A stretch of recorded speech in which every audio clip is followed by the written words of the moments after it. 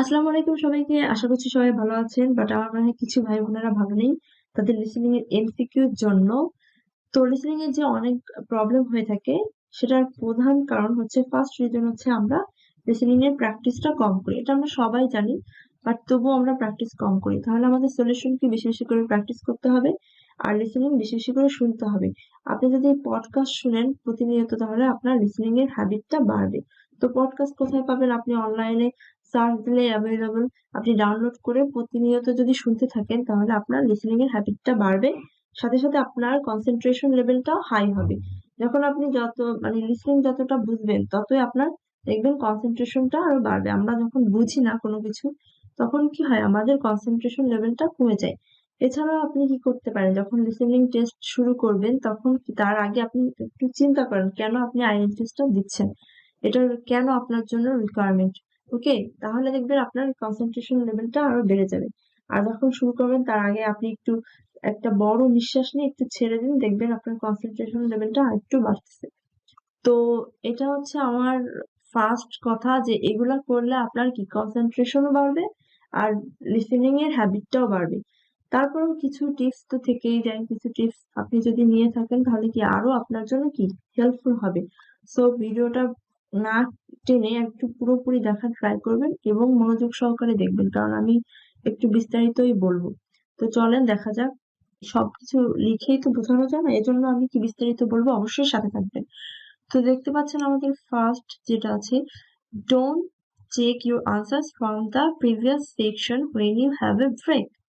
ওকে, তো এটা দিয়ে আমরা কি বুঝলাম? এটা দিয়ে বোঝানো হয়েছে যখন একটা সেকশন আমাদের শেষ হয়ে যাবে তখন কি আমরা ওই সেকশনের জন্য আমাদের কি একটা ব্রেক দেওয়া হয়, যে আনসার চেক করার জন্য। আমরা তখন কি করবো? আমরা কি আনসারটা চেক করবো না, আমরা সামনের সেকশনে চলে যাব। সামনের সেকশনে যেই আমাদের কোশ্চেন গুলো থাকবে সেগুলো আমরা পড়া শুরু করব। ঠিক সেম ভাবে একই ভাবে আমরা কি করব, এমসিকিউ এর ক্ষেত্রেও আগের যে সেকশনটা থাকবে ওটা শেষ হওয়ার সাথে সাথে আমরা এমসিকিউ এর কোশ্চেনে চলে আসবো, না হলে কিন্তু আমরা টাইম ম্যানেজমেন্ট করতে পারবো না, সবগুলো কোশ্চেন আমরা পড়তে পারবো না।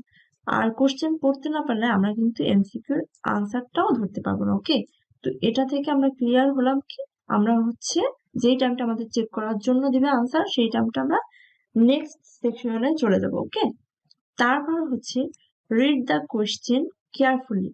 আচ্ছা, অনেকে এখানে কি করে, কোশ্চেনটা ঠিক মতন পড়ে না, তাড়াহুড়া করে চলে যায়।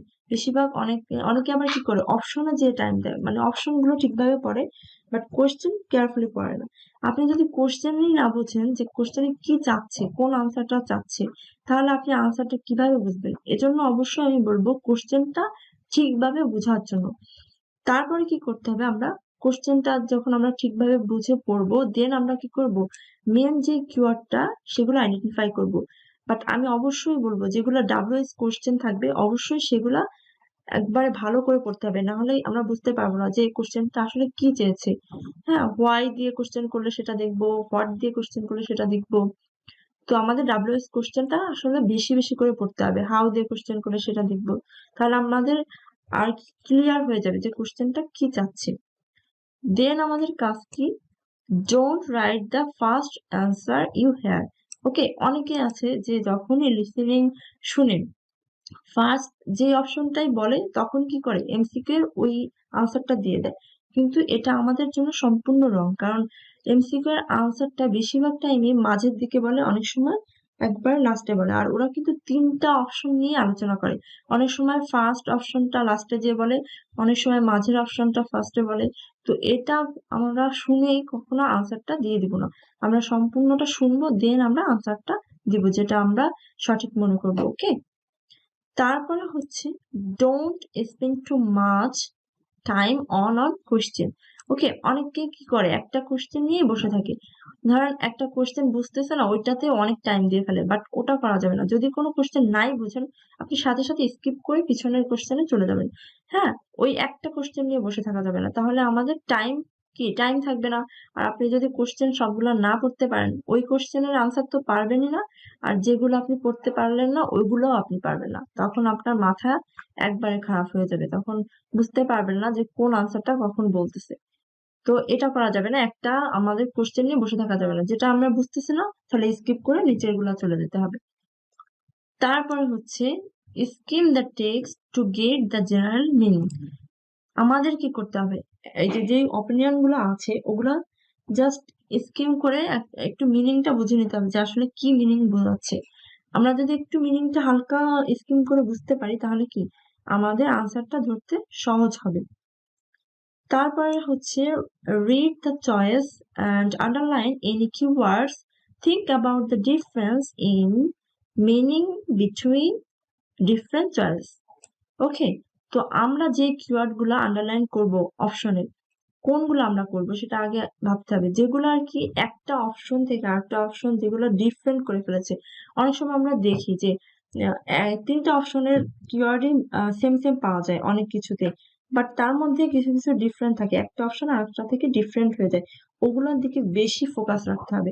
ধরেন কোনো একটা অপশনে নট আছে, কোনো একটা অপশনে নট নাই, আবার ধরেন কোনো একটা অপশনে আছে ওয়াল, আবার কোনো একটা অপশন আছে নেভার। তো এই যে ছোট ছোট তফাৎ গুলা, আর সব কিওয়ার্ড গুলো কিন্তু সেম, বাট কিছু কিছু ডিফারেন্স আছে, ওইগুলোর দিকে তাকাতে হবে, না হলে আমরা বুঝতে পারবো না যে কোন আনসারটা এখন হচ্ছে, কোন আনসারটা বলতেছে। কেমন? তারপরে আমাদের লাস্ট হচ্ছে প্রিডিক্ট দ্য কারেক্ট আনসার। অনেক সময় আমরা কোশ্চেন পড়েই বুঝতে পারবো যে এটার আনসার কোনটা হতে পারে। তো এই যে প্রিডিক্ট করাটা, এটা একটু বড় লেভেলের একটা আপনার জন্য ভালো একটা দিক, কারণ আপনি প্রিডিক্ট যদি করতে পারেন তাহলে আপনার আনসারটা ধরতে খুবই ইজি হবে। আর লাস্ট কথা হচ্ছে, কখনোই কোশ্চেন যদি নাও বুঝেন তাহলেও কি করবেন, কখনো আনসার ছেড়ে দিয়ে আসবেন না, কারণ আর কি এখানে তো মার্কিং নাই, কোনো নেগেটিভ মার্কিং নেই। তো অবশ্যই যে কোনো একটা আনসার দিয়ে আসবেন।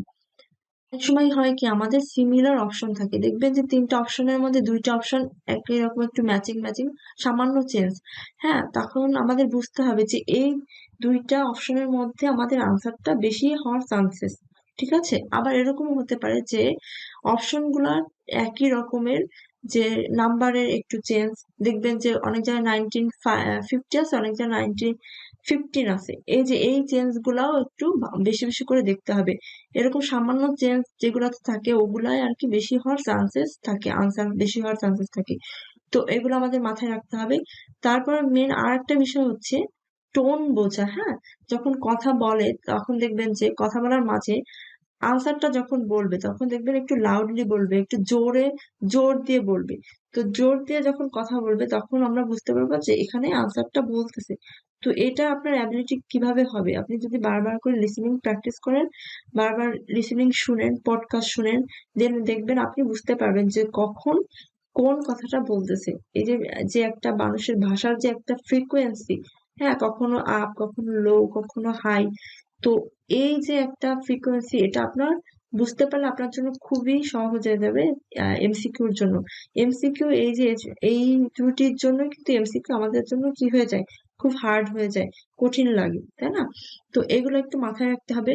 তারপরে একটা মেন বিষয় হচ্ছে, আমি এটা হচ্ছে আপনাদের জন্য সুন্দর করে তৈরি করেছি, অবশ্যই এটা কালেক্ট করে নেবেন এখান থেকে, আর নোট করে বারবার করে এই ওয়ার্ডগুলা বারবার করে প্র্যাকটিস করবেন।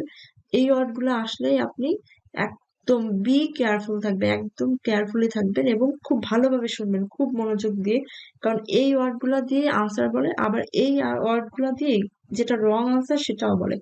তো অবশ্যই মাস্ট বি আপনারা এটাতে কনসেন্ট্রেশন 100-100 রাখবেন যখন এই ওয়ার্ডগুলো উচ্চারণ করবে। তাহলে আমরা দেখে নিই আসলে ওয়ার্ডগুলো কি কি আছে। and, so, but, however, the moment, mostly। তারপর আমরা দেখতে পাচ্ছি যে as long as, both, some, many, major, main, more than, because, although। তারপর হচ্ছে of course। তারপর হচ্ছে now, yes, no, all, or, another, while, maybe, then, if, yeah, therefore, in fact। তারপর হচ্ছে despite, in order to, even, most, really, I think, actually। ওকে, তো এই যে ওয়ার্ডগুলা, এই ওয়ার্ডগুলা আপনারা একটু বেশি করে দেখবেন, আর এই ওয়ার্ডগুলা যখনই বলবে তখন একবারে কনসেন্ট্রেশন হাই রাখবেন। ঠিক আছে, তারপরে হচ্ছে আরেকটা কথা হচ্ছে এই ওয়ার্ডগুলা ব্যতীতও কিন্তু অনেক ফ্রেজ ইউজ করে। তো ফ্রেজ গুলা একটু বেশি বেশি করে পড়তে হবে, যেরকম অ্যাজ ওয়েল অ্যাজ, সহজ সহজ যে ফ্রেজগুলা এগুলো কিন্তু একটু বেশি ইউজ করে। তো আপনি কি করবেন, ফ্রেজগুলো একটু দেখে নেবেন। আর অবশ্যই আমাদের সবকিছুর জন্যই, রিডিং, লিসেনিং, রাইটিং, সবকিছুর জন্য, স্পিকিং, সবকিছুর জন্যই কি আমাদের কি দরকার, সিনোনিম জানার দরকার। তো সিনোনিমটা অবশ্যই মাস্ট বি আপনি বেশি বেশি প্র্যাকটিস করবেন, কারণ সিনোনিম দিয়েই কিন্তু অনেক বেশি আনসার করা হয়, এজন্য আমরা অনেক সময় ধরতে পারি না। তো আজকের ক্লাসটা আমার মনে হয় খুবই হেল্পফুল হবে আপনাদের জন্য। আর এই যে ওয়ার্ডগুলো, এগুলো কিন্তু আমি অনেক কষ্ট করে কালেক্ট করেছি আপনাদের জন্য। এভাবে করে আসলে আমার মনে হয় কেউ দেয়নি, আর এরকম করে দিবেও না। তো অবশ্যই আপনারা এখান থেকে নোট করে ফেলবেন এবং বারবার করে এই ওয়ার্ডগুলা বারবার করে শুনবেন যে ও কখন এই ওয়ার্ডগুলা বলতেছে। দেখবেন তখনই বেশিরভাগ আনসারটা ওরা বলে দেয়। তো অবশ্যই আমি বলবো এই ভিডিওটা ভালো করে মনোযোগ সহকারে আর কি শুনবেন। তাহলে আপনার পুরো ভিডিওটা যদি না দেখেন তাহলে কিন্তু বুঝতে পারবেন না। আর আমার আরো ভিডিও আছে, অবশ্যই এগুলোও দেখবেন। আর নেক্সটে যা আসছে সেগুলো দেখার জন্য অবশ্যই সাবস্ক্রাইব করে রাখতে হবে চ্যানেলটি। আর ভালো লাগলে লাইক, কমেন্ট, শেয়ার দিবেন। আর আজকে এই পর্যন্তই। আসসালামু আলাইকুম, ভালো থাকবেন, আল্লাহ হাফেজ।